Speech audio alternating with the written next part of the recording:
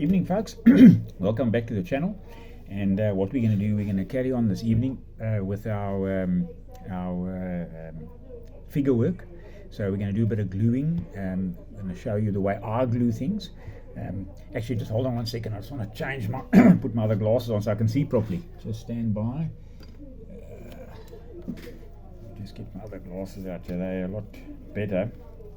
And I can see a little bit better. We know exactly where we are.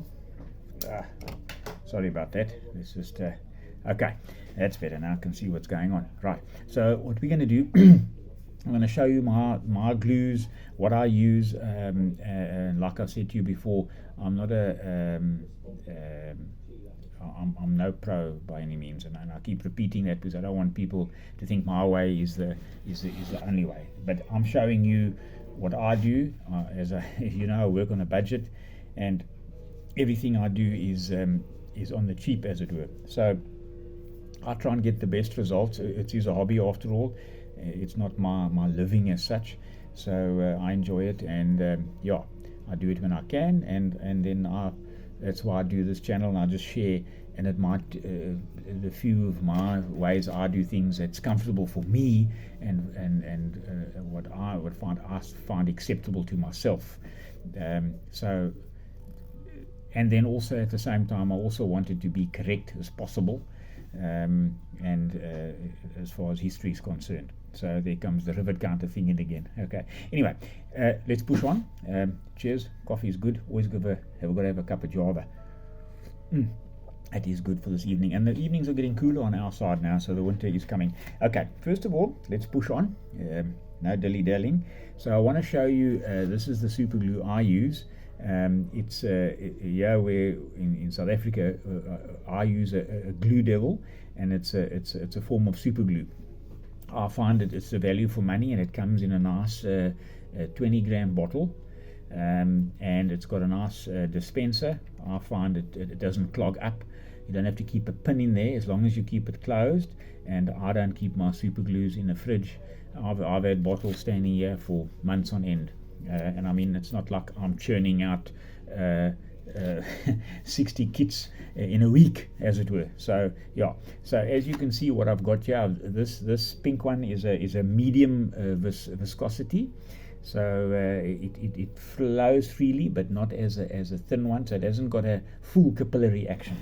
Okay, and then what I've also got is I've got a thin viscosity, the same make glue, and they've all got a very fast drying time. This has got a nice capillary action, but I don't often use the thin one. I'm not, and I'm also it's got the same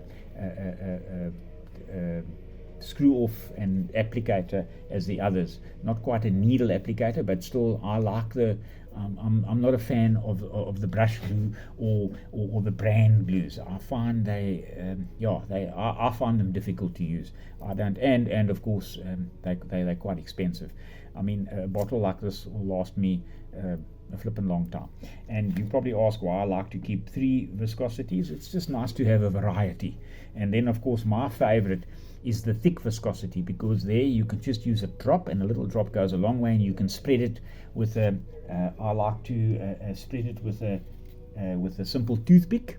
So I get a toothpick, and sometimes I sand it the point even finer, and I'll put a drop on a little, like one of these little pill carriers, and then I'll put a drop on there, and I'll work off there with a toothpick, and spread the glue onto an area that I obviously want to stick together. So those are the glues I like to use, primarily when I'm gluing the styrene. Obviously with the super glue, those guys that do a lot of clear parts such as canopies for the airy guys, you've got to be careful with the super glues that you don't get any frosting. Although I have used this on some of my clear windshields, like this. Okay, this one I've been experimenting with tinted glass tinting and that kind of stuff. But I find this also, if you just use it very sparingly, it must be almost super thin when you put it on. It doesn't, but if you spread a lot of it on, it does frost the clear plastic, so be careful of that. But in any event, I prefer these glues. And then what I do is I've got another glue which I have here. This is a gap glue. It's a fabric glue, nice and cheap. My wife uses it, and it's a form of a wood glue, but just a lot. It's not as it's a lot finer, and I use this to fill small gaps. So I've got this as well. And then another glue which I like to use, I'll just get it out the back here. I just don't want to diff everything out. Is this glue that I found. It's actually a gem glue. It's for gluing gems onto fabric. And what's nice about it, it's clear, and it dries clear. But as you can see there on my finger, but what's nice about it, it's very slow setting. So let's say this works nice for tracks, for when you're working on your armor. And I use this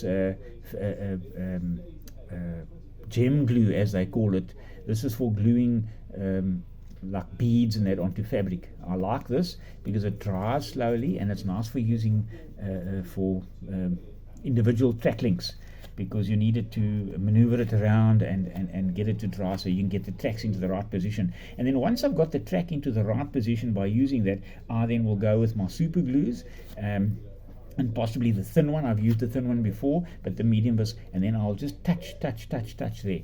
Okay, right, that's a little bit about the glues that I use. Now what I'm going to do is I'm going to go on, I'm going to show you how I put one or two pieces together on the figures, and then after that, depending, maybe not tonight because I like it to dry, then I will start with the filling process and show you how I do the filling. Okay, so what we'll do is we'll start with let's just say we'll start with the actual sniper.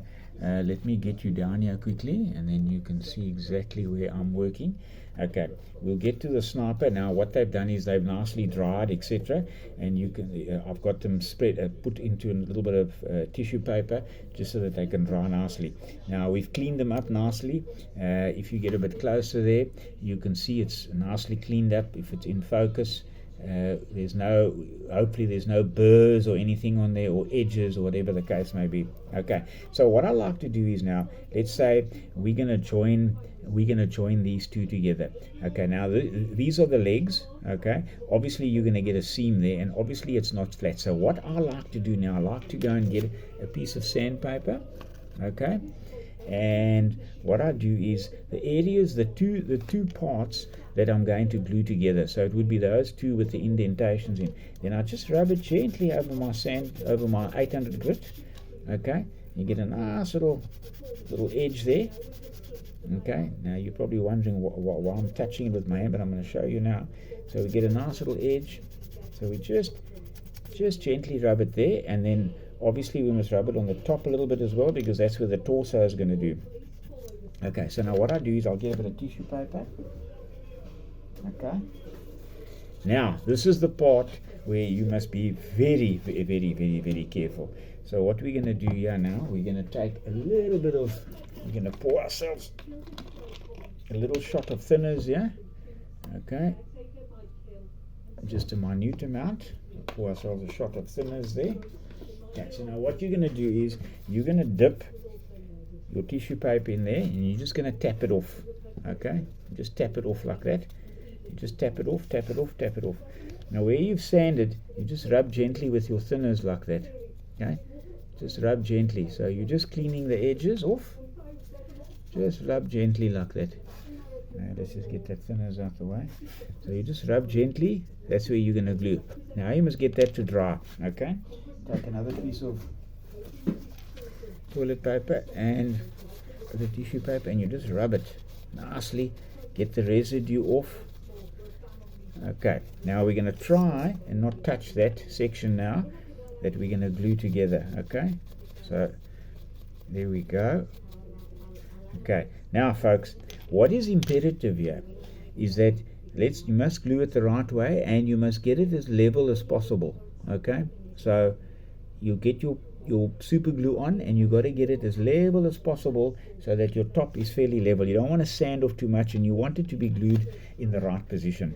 Okay, so let's just get a bit of more light down here on so we can see exactly what we're doing and get you around there. Okay, so what we're going to do is we're going to get ourselves some super glue here. Let's just take a little bit of press stick. Okay, we're going to glue ourselves our little pedestal there with our glue, and we're going to get some thick viscosity. Okay, and we're going to just put a little bit of, we're going to, such a small amount. Okay, so we leave that like that. Now we're going to get our toothpick. I'll just get a new toothpick here, get one that's got a bit of a finer point. Okay, so now what we're going to do is we're going to take the glue. We've got the glue there on our toothpick, and we're just going to rub it gently on here. Okay, you don't want to go too mad. You're just going to rub it gently on there. Okay, the thinner the better. This stuff sticks like anything. Okay, you get it to the edges as far as possible. Okay, now what you do is you must get your feet the right way around, obviously. Okay, right, get the feet the right way around, and we get that lined up nicely. Put your finger on top there, you feel it, get it lined up, just move it around a little bit, get it nicely lined up like that, folks. There we go. Okay, there we go. Now don't panic, you've got a gap there and you've got a gap there. Don't worry about that gap. That gap there is fine, and that gap in the front there is fine. Okay, so you're perfect like that, right? That you're going to fill, right? So we put that one side, we let him, that should dry instantaneously, right? Now what we're going to do is we're going to go to the torso. We're going to attach his torso as well, so we're going to rub it there a little bit. Now this is the part that we have to get this right. Okay, so you see now we fitted the bottom. If you notice here, you fitted the bottom. Okay, the bottom looks quite, you've got it nice and level at the bottom there, right? Now you've got a little bit of a ridge on the top here. Okay, you've seen that, you've tilted it nicely, you've got it nice and flat, but you've got a little bit of a ridge there. So what we've got to do is now we've got to get our hobby knife. Okay, let's just get our hobby knife, and we just got to make a slight adjustment here, because you want that to be as level as possible. Okay, so you just feel it there. You must get this as level as possible. Okay, now what we do is you can dry sand this. Okay, just dry sand it like that. Just get the edge off, dry sand it. Okay, now you've got a nice flat edge. Now we can test fit it again. So we have a look here. Let's see. Yeah, that's much better. You see that? Much better. You got a much better fit there. Okay, remember now you must get your sniper right. So that must be fitted right on the top there. Okay, let's have a look here. Let's just get a bit of the back here a little bit. Just a little bit of the back there. Just a little bit. Sometimes the figures, you see these older figures, and then especially if you're modifying them, then there we go. Okay, now let's see. That's much better. Okay, much better. Look at that. Okay, don't know if you folk can see there. Much better. Now don't worry about the light shining through in the gap. We're going to fill that up and smooth it up, but your basic fit is now much better. Okay, you see, so what we're going to do is we're going to line his torso up with his bottom, because bearing in mind he's lying down, he's in the prone position, and he's extending his chest up because he's leaning up with his rifle. Okay, so just bear that in mind. Okay, folks, so just bear with me. Okay, I'm just trying to get you to see that it's important to get the fit correct. Okay, otherwise you end up, so you're going to get his belt in the center of that line there, which you're going to actually seam out anyway. Okay, because he's lying flat, so you're going to get it, so you can see there it's fitting actually quite nicely now. It's not bad. Okay, so we can just sand it a little bit more on the edge here. Just give it a little bit of a sand. Here we go. Okay, we wipe that off. Let's wipe that off. You still got some thinners here, so let's just wipe your thinners. Let's wipe your thinners on there. You see, you don't want your figure falling apart when you're starting to paint it. Okay, let's have a look here now. Let's see. Yeah, that's fitting much better, folks. You can see it there now. That's fitting much better. Okay, right, let's have a look here now. We've got the light. Okay, now just bearing in mind one thing. You've just got to take your time with the figures. Don't be in a rush, because if you rush the figure, it's going to look terrible. It just is. Take your time putting them together. Take your time gluing them. If the fit doesn't look right, look at a picture. Look at the box art on the kit if that you want to help, or if you've molded one yourself, or you've sculpted one, or you've cut one here and there. Just imagine what it would be like in real life. I've even sometimes, believe it or not, I've actually I've tried the pose myself on the ground or whatever the case may be. Okay, so be aware of that. Right, we're going to glue this one together, and let me get you down here again. Okay, so what we're going to do is we're looking for our medium viscosity. Going to put a little bit more on there. Okay, and what we're going to do here now, we're going to take our there and just put a little bit on his torso. Okay, just make sure you get it the right way around. Okay, there we go. So that's the underneath. Well, he's underneath. Now we're going to line it up in the center of his belt. So that would be, let's just get some light down here. So we're going to line it up in the center of his belt, see? So let's get it in the center of his belt like that. There we go. There we go. There we go. Okay, we're fitting nicely. There he's looking. Let's see. Yeah, that's good. That looks good. You can see he's raised. Don't worry about the gap. We're going to sort the gap at least. At least we've got a fit there, you see. Okay. So now, okay, that's perfect. We're going to fill that gap in. Okay, there we go. You got your prone figure.